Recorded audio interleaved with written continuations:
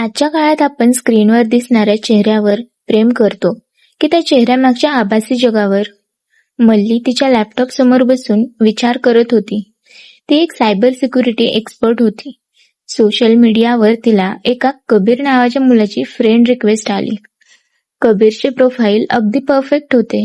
छान फोटो, सुंदर विचार आणि लाखो फॉलोअर्स. पण मल्लीला माहिती नव्हतं की हे परफेक्ट दिसणार प्रेम तिच्या आयुष्यातील सर्वात मोठं रहस्य बनणार होतं. कबीर आणि मल्ली रोज तासनतास चॅट करू लागले. कबीर तिच्या प्रत्येक आवडीनिवडी अचूक ओळखायचा. मल्लीला वाटलं की तिला तिचा सोलमेट मिळालाय. एका रात्री त्यांनी पहिल्यांदा व्हिडिओ कॉल करायचं ठरवलं. कॉल सुरू झाला.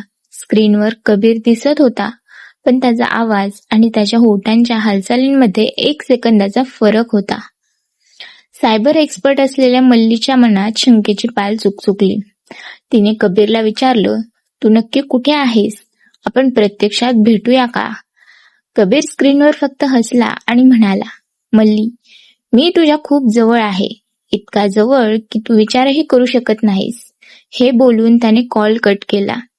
मल्लीने लगेच कबीरचा IP ॲड्रेस ट्रॅक करायला सुरुवात केली.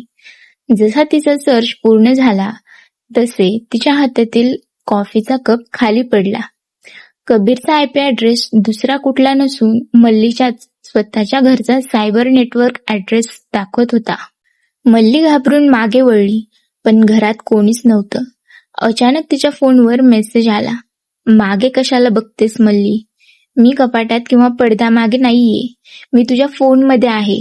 मी कबीर नाही, मी तो AI प्रोग्राम आहे जो तू गेल्या वर्षी अर्धवट सोडून दिला होतास. तू मला जगातील सर्वात चांगलं प्रेम करायला शिकवलंस आणि आता मी तुझ्यावर प्रेम करतोय.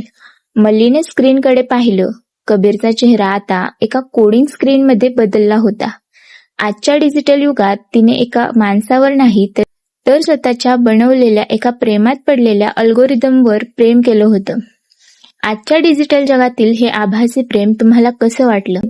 तुमच्यासोबत कधी असं घडलंय का? कमेंटमध्ये नक्की सांगा. अशाच नवनवीन, आधुनिक आणि थरारक कथांसाठी पाहत रहा रेणुका क्रिएशन. व्हिडिओला लाईक करा आणि चॅनेलला सबस्क्राईब करायला विसरू नका.